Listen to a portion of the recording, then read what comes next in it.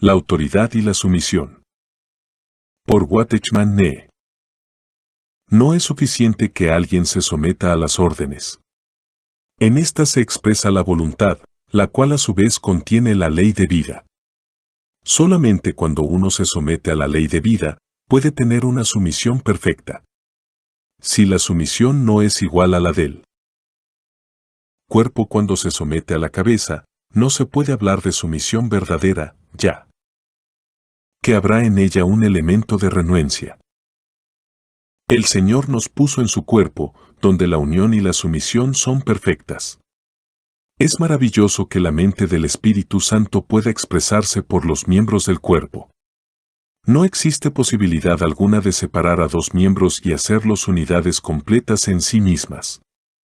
Existe una armonía espontánea entre los miembros que va más allá de las palabras humanas y de explicaciones acerca de la sumisión a la autoridad. Es la sumisión más perfecta que se pueda tener, así que no es necesario pensar intencionalmente en ella. Por esta misma razón, no podemos ser miembros enfermos, ni miembros que hacen ruido o causan fricción. Estamos bajo la autoridad de Dios y debemos tener una sumisión espontánea. La iglesia no es solo el lugar donde tienen comunión los hermanos y hermanas, sino también el lugar donde debe manifestarse la autoridad. Rechazar la autoridad de los miembros. Es rechazar la cabeza. La autoridad que hay en el cuerpo algunas veces se manifiesta indirectamente. El cuerpo no solo se somete a la cabeza, sino que también los miembros se someten unos a otros y se ayudan mutuamente. Las manos no tienen contacto directo, así que la cabeza mueve la mano derecha y también mueve la izquierda. La mano izquierda no controla a la derecha, ni la derecha a la izquierda. La mano tampoco ordena a los ojos que vean, solo se lo informa a la cabeza, y ésta les ordena a los ojos que vean. No importa cuán lejos puedan estar los miembros de la cabeza, la relación con ella es la misma, y todo lo que hacen depende de la cabeza. Si mis ojos ven, mis manos trabajan y mis pies andan, entonces yo puedo ver, trabajar y movilizarme. Así que, muchas veces la decisión de los miembros es la decisión de la cabeza. La autoridad de los miembros es la autoridad de la cabeza. La mano no puede ver, por lo tanto, necesita la decisión de los ojos. No tiene sentido que la mano le pida a la cabeza que vea ni que le ayude a ver.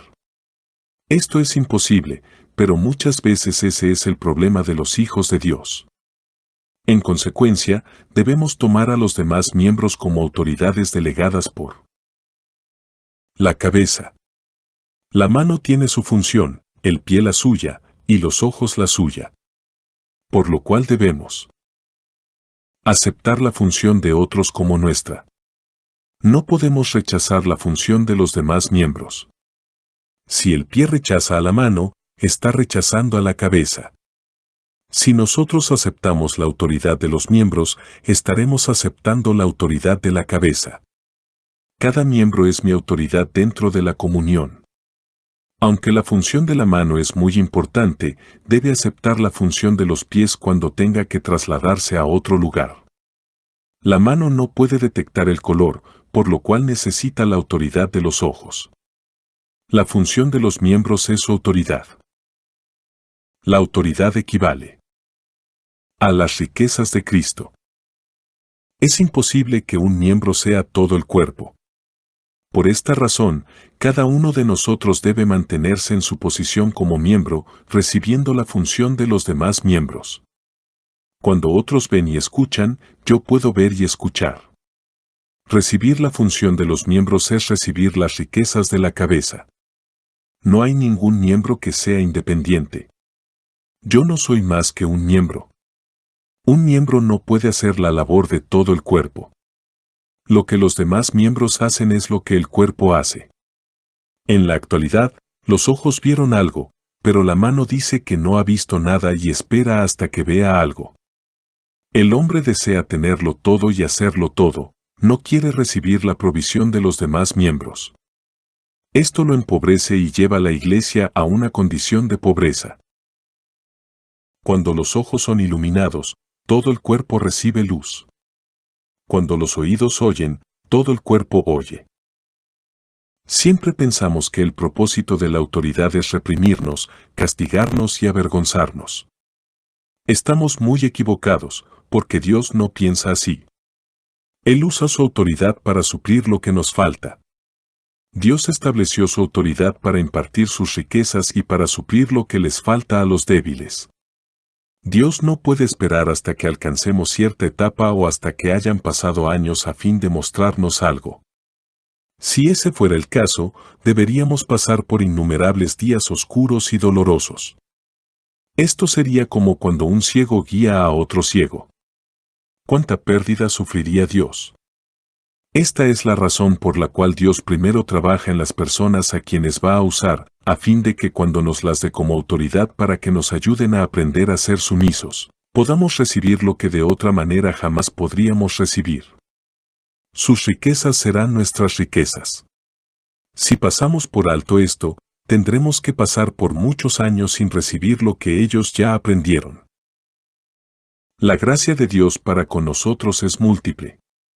Por un lado, viene a nosotros directamente, lo cual sucede esporádicamente.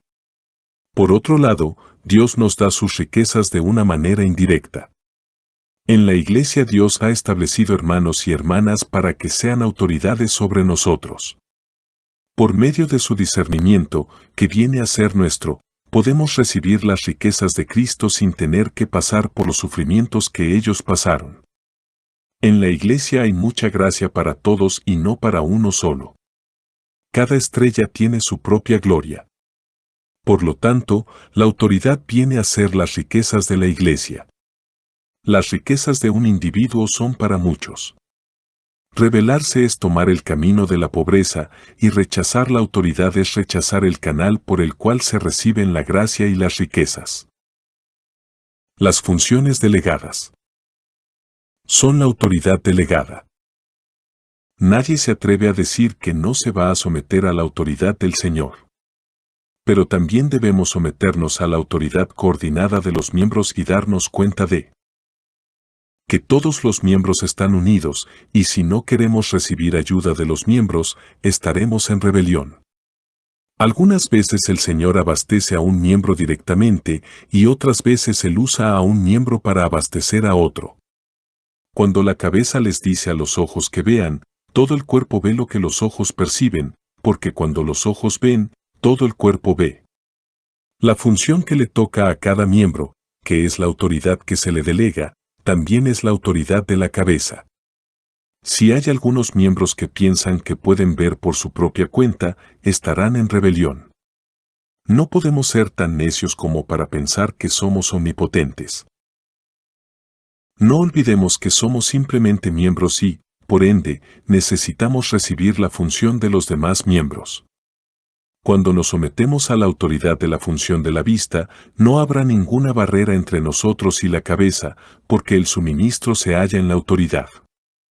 Quien tenga el don, tiene el ministerio, y quien tenga el ministerio tiene la autoridad. Nadie más puede ver excepto los ojos.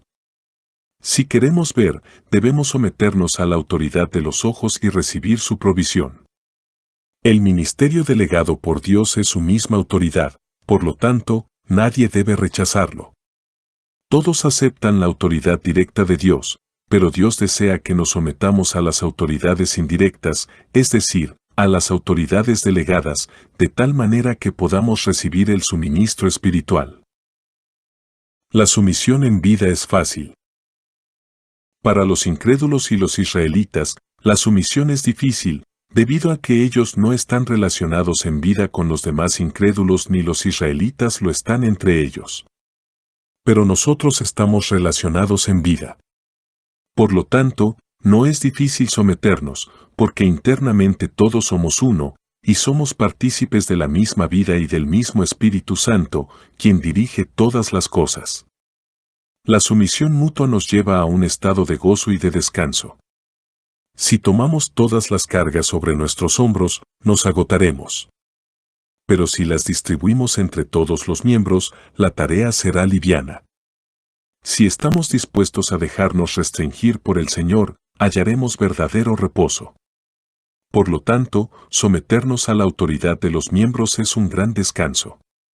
De lo contrario, ocuparemos la posición de otros, y esto nos pondrá bajo mucha presión. Para nosotros la sumisión es espontánea, y la desobediencia es forzosa. ¿Por qué tenemos que devorarnos unos a otros? ¿Por qué tenemos que criticarnos los unos a los otros? Estas cosas deben ser extrañas para nosotros. El Señor nos ha enseñado no solo que seamos sumisos en la familia y en la sociedad, sino también en el cuerpo, la iglesia. Si aprendemos a someternos en el cuerpo, aprenderemos a someternos en todo lo demás. Es aquí donde debemos comenzar. Por lo tanto, la iglesia es el lugar de la prueba.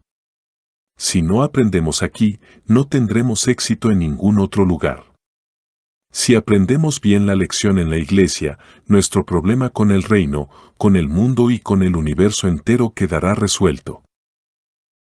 Anteriormente la autoridad y la sumisión para muchos de nosotros había sido algo objetivo o teórico. Tratamos de aplicar una sumisión objetiva a un cuerpo subjetivo. Pero ahora la autoridad ha llegado a ser un asunto de vida. En otras palabras, se ha hecho subjetiva y personal. En el cuerpo de Cristo la autoridad y la sumisión están juntas en un solo cuerpo, y ambas han llegado a ser aplicables, vivientes y unidas. Esta es la expresión más elevada de la autoridad de Dios. La autoridad y la sumisión se encuentran en un solo cuerpo y allí llegan a la cumbre. Dejémonos perfeccionar aquí. De lo contrario, no podremos seguir adelante. La autoridad se encuentra en el cuerpo. La cabeza, la fuente de la autoridad, está en la iglesia. Los miembros que funcionan según su medida y que disfrutan del suministro mutuo de quienes representan la autoridad y de quienes se someten a ella, también están en la iglesia. Si no nos encontramos con la autoridad aquí, no habrá esperanza para nosotros en ningún otro lugar. La autoridad y la sumisión. Por Watchman Nee. Capítulo 9. La manifestación de la rebelión. 1. ¿Dónde se manifiesta la rebelión del hombre en la práctica? Primero, se expresa en las palabras, en segundo lugar, se percibe en los razonamientos, y en tercer lugar, se deja ver en los pensamientos. A fin de ser librados de la rebelión, debemos confrontar estas tres cosas. De lo contrario, no podremos eliminarla por completo. Las palabras. Las palabras salen del corazón. Si uno es rebelde, sus palabras con seguridad dejarán en evidencia la rebelión que hay en uno. Tarde o temprano las palabras de rebeldía saldrán, porque de la abundancia del corazón habla la boca. A fin de conocer la autoridad, se debe tener primero un encuentro con la autoridad. Si uno no ha tenido un encuentro con la autoridad, no podrá someterse. Uno debe, en alguna ocasión, tener un encuentro con Dios para que la base de su autoridad pueda establecerse en uno. Cuando uno hable, sabrá si profiere una palabra de desobediencia. Inclusive, antes de decir la palabra, el pensamiento que manifiesta la voluntad, le hará sentir incómodo. Uno percibirá que se pasó de la raya y sentirá una restricción interna. Si uno profiere palabras rebeldes descuidadamente y sin ninguna restricción interna, tendrá la evidencia de que no ha tenido un encuentro con la autoridad. Es más fácil hablar en rebelión que actuar en rebelión. La lengua es lo más difícil de domar. Por lo tanto, cuando un individuo se rebela contra la autoridad, su lengua lo pondrá de manifiesto de inmediato. Tal vez alguien esté de acuerdo con uno, pero cuando uno le da la espalda, la murmuración se manifiesta. Puede que no digan nada delante de uno, pero esa persona estará llena de palabras cuando uno no esté presente. Esto se debe a que la boca es muy accesible. Todas las personas del mundo hoy día son rebeldes. Muchas personas asienten verbalmente y se someten externamente. Pero en la iglesia no debe haber una sumisión externa, toda sumisión debe ser de corazón. Para determinar si alguien es sumiso de corazón o no, basta con examinar si es sumiso en las palabras. Dios requiere que nos sometamos de corazón. Debemos tener un encuentro con la autoridad de Dios, pues de lo contrario, el problema se manifestará tarde o temprano. Eva, sin prestar atención, añadió algo a la palabra de Dios. Cuando Eva fue tentada en Génesis 3, añadió una pequeña frase, ni le tocaréis, v3. Debemos darnos cuenta de la seriedad de este asunto. Si conocemos la autoridad de Dios, no nos atreveremos a añadirle nada a la palabra de Dios. Esta es suficientemente clara. De todo árbol del huerto podrás comer, mas del árbol de la ciencia del bien y del mal no comerás. 2:16-17. Dios no dijo, ni le tocarás. Estas palabras fueron añadidas por Eva. Cualquier persona que le añada o le quite a la palabra de Dios demuestra que no ha tenido un encuentro con la autoridad. Esa persona es rebelde e ignorante. Si un gobierno envía a alguien como su embajador para que hable en cierto lugar, esa persona debe recordar con precisión las palabras que debe decir, no debe añadir nada. Aunque Eva veía a Dios todos los días, ella no había tenido un encuentro con la autoridad. Ella habló descuidadamente, pensando que estaba bien decir unas cuantas palabras de más. Si un siervo que sirve a un amo mortal no se atreve a añadir nada a las palabras de su Señor, ¿cuánto mayor cuidado deberá tener un siervo de Dios? Si un hombre habla descuidadamente, se verá que es rebelde. Cam expone el fracaso de su padre. Examinemos el comportamiento de Cam, el hijo de Noé. Cuando él vio la desnudez de su padre, fue a decírselo a Sem y a Jafet. 9:20-22. Una persona que no es sumisa de corazón, se complace en ver el fracaso de la autoridad. Cam encontró la oportunidad para sacar a flote los errores de su padre. Esto comprueba que él no se sometía de corazón a la autoridad de su padre. Posteriormente, tuvo que someterse por la fuerza. Cuando él vio el error de su padre, lo comunicó a sus hermanos. Muchos critican a otros y se deleitan en hablar mal de otros, debido a la falta de amor. 1 Cou. 13, 4-5, pero en el caso de Cam no había falta de amor, sino falta de sumisión. Aquello fue una manifestación de su rebelión. María y Aarón murmuran contra Moisés. En Números 12 María y Aarón hablaron contra Moisés. Ellos mezclaron los asuntos familiares con la obra de Dios.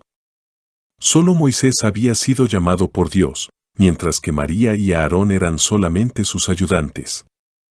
Eso fue decisión de Dios. La desobediencia de ellos se manifestó por medio de sus palabras. Si llegamos a conocer la autoridad, muchas bocas se cerrarán y muchos problemas se evitarán. Una vez que tenemos un encuentro con la autoridad, muchos problemas naturales llegan a su fin.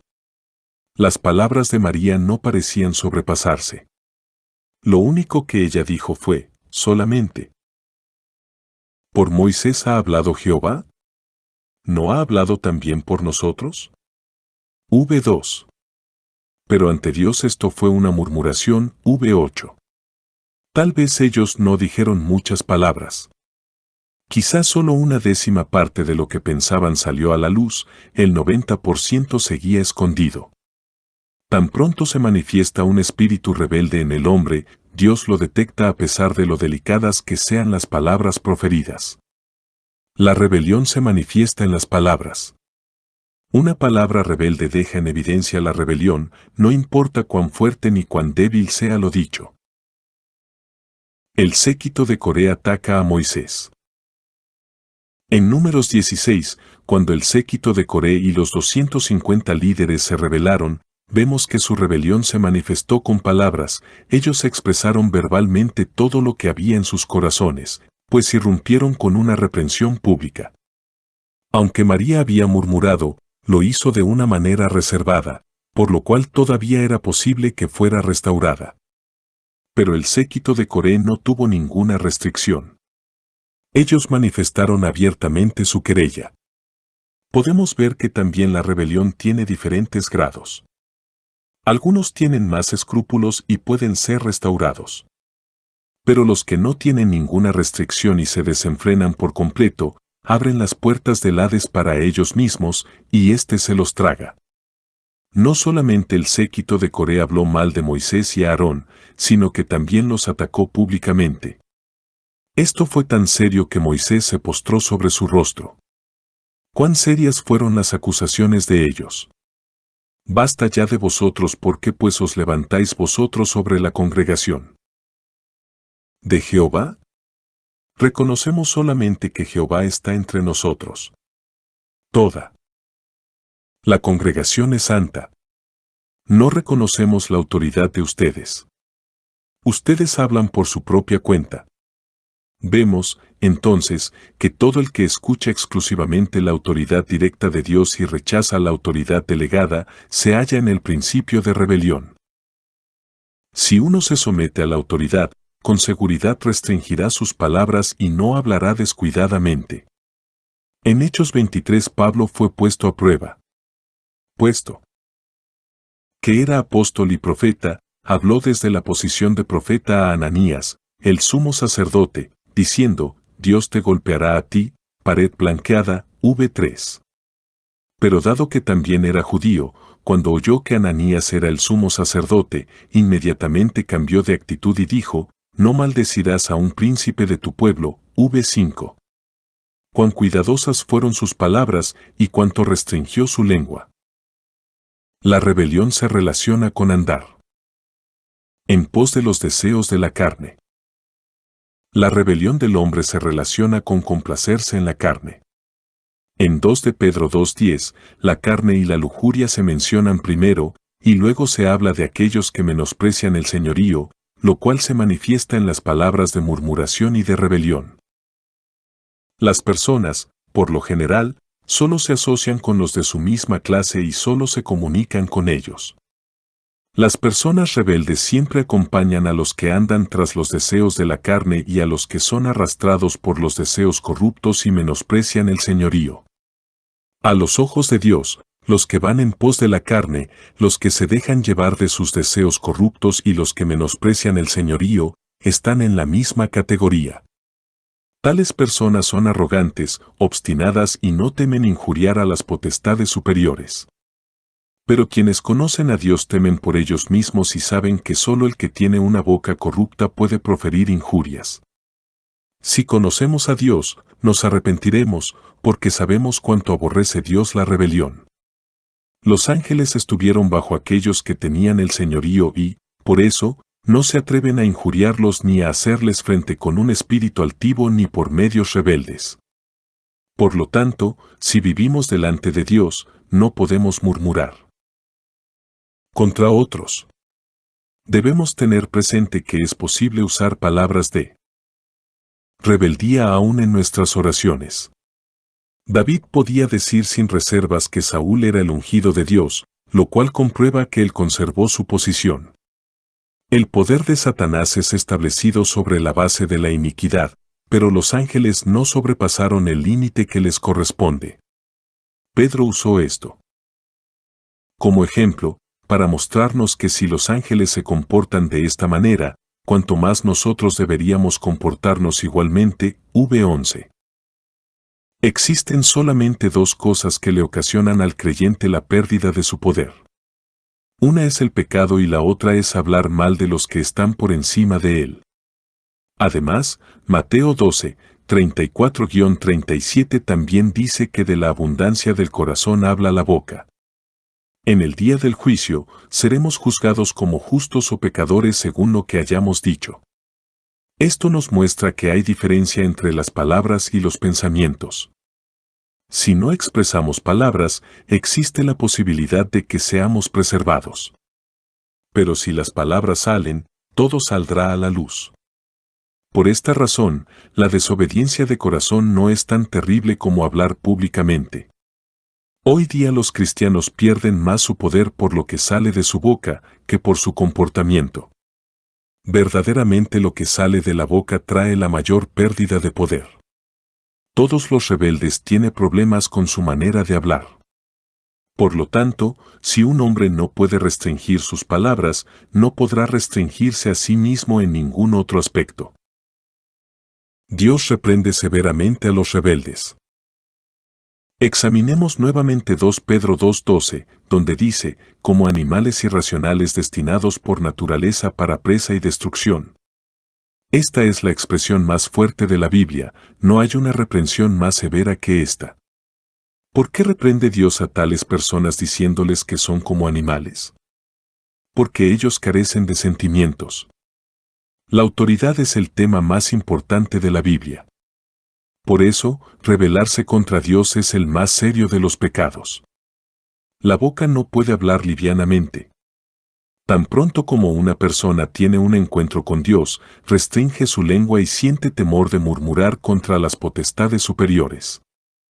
Una vez que tengamos un encuentro con la autoridad, surgirá en nosotros un sentir con respecto a la autoridad, de la misma manera desde que conocimos al Señor brota en nosotros un sentir que nos censura cuando pecamos. Muchos problemas de la Iglesia se deben a las murmuraciones. La unidad y el poder de la Iglesia pueden ser afectados por las palabras enunciadas descuidadamente. La mayoría de los problemas de la Iglesia hoy surgen cuando las personas hablan mal de otros. Solamente una mínima proporción de los problemas provienen de verdaderas adversidades. La mayoría de los pecados del mundo es fruto de las mentiras. Si detenemos tales palabras en la Iglesia, la mayoría de nuestros problemas se desvanecerá. Debemos arrepentirnos delante del Señor y pedirle perdón. Tales palabras deben ser completamente erradicadas de la Iglesia. De una misma fuente no pueden brotar dos clases de agua. De una misma boca no pueden salir palabras de amor y palabras de murmuración. Que Dios ponga un centinela sobre nuestra boca y no solamente sobre nuestra boca, sino también sobre nuestro corazón, de tal manera que todas las palabras y los pensamientos de rebelión lleguen a su final. Que de hoy en adelante toda palabra maligna entre nosotros se aleje. Los argumentos. Las murmuraciones provienen de los argumentos. La rebelión del hombre se manifiesta en sus palabras, sus argumentos y sus pensamientos. Si no conoce la autoridad, expresará murmuraciones, lo cual procede de sus argumentos. El hombre habla porque piensa que tiene la razón. Cam pensó que tenía una razón válida para rebelarse contra Noé, debido a que lo encontró desnudo. Las palabras de María con respecto a la unión de Moisés con la mujer etíope describían un hecho, así que ella tenía razón.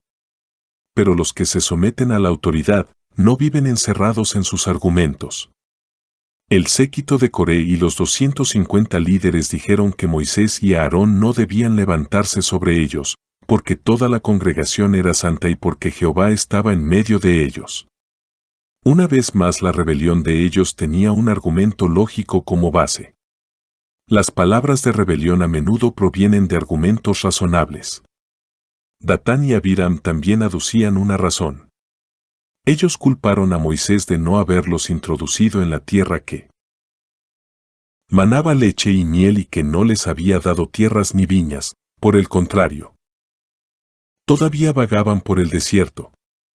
Ellos culparon a Moisés de que él les estaba tapando los ojos u ocultando algo a ellos, por lo cual dijeron, ¿sacarás los ojos de estos hombres? NM 16:14. Con eso daban a entender que sus ojos veían claramente. Cuanto más pensaban, más argumentos tenían. Los que aducen argumentos nunca dejan de cavilar. Cuanto más piensan, más reflexiones surgen. En el mundo todos viven razonando. ¿Cuál sería entonces la diferencia entre nosotros y las personas mundanas si nosotros también nos centramos en nuestros argumentos? Debemos ser librados de los argumentos para seguir al Señor. Ciertamente necesitamos sacarnos los ojos para seguir al Señor sin razonar. ¿Se basan nuestras vidas en la validez de nuestras razones o en la autoridad? Muchas personas quedan ciegas cuando se encuentran con la luz del Señor. Aunque ellos tienen ojos, es como si no los tuvieran. Una vez que la luz viene, todos los argumentos se desvanecen. Una vez Pablo fue iluminado en el camino a Damasco y quedó ciego.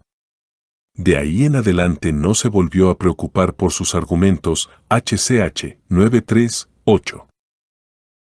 Asamblea en Santo Domingo Este. Escrito por el hermano Watchman Nee en el año 1951. Para más información comuníquese con este número de WhatsApp. 1-829-747-1995.